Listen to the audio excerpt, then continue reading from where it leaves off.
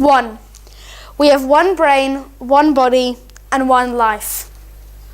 And every single hour, minute, and second is one more opportunity that just passes us by.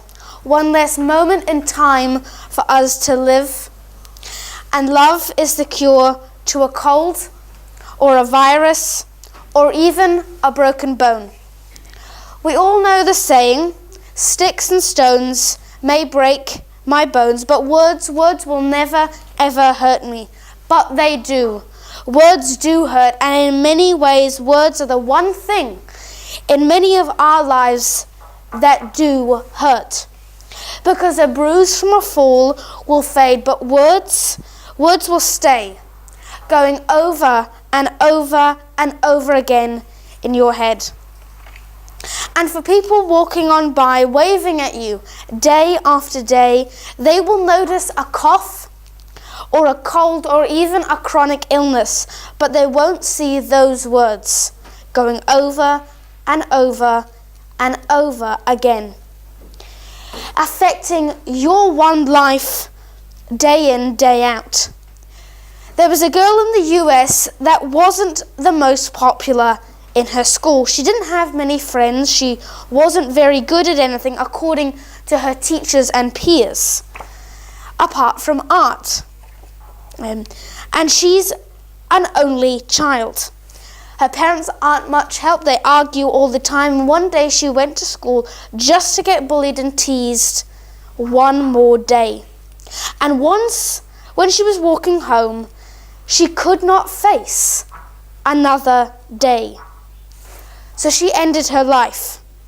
This girl was 8 years old, and all she needed was love. But sadly, this is the story of 11,000 Kiwis, and those words, the words of hate, ended an 8-year-old girl's life. A girl who had so much potential.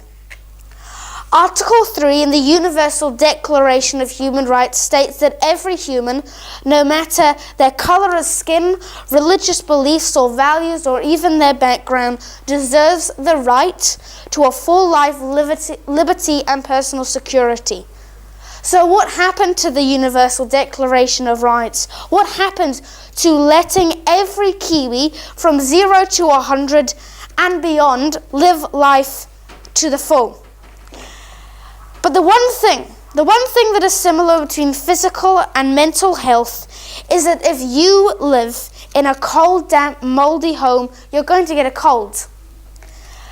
But if you live in a cold, damp, moldy life, you are going to get depressed.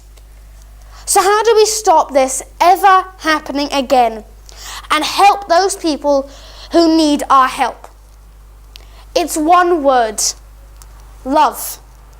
The support that love gives, the hope that love gives, and the gift of life that love gives. We need to realize that when 12% of people end their lives in 2013 alone, things need to change. We need to spend more on health, and more than ever before on mental health. Because when people end their lives because they feel the darkness closing in, we need to tell them it isn't.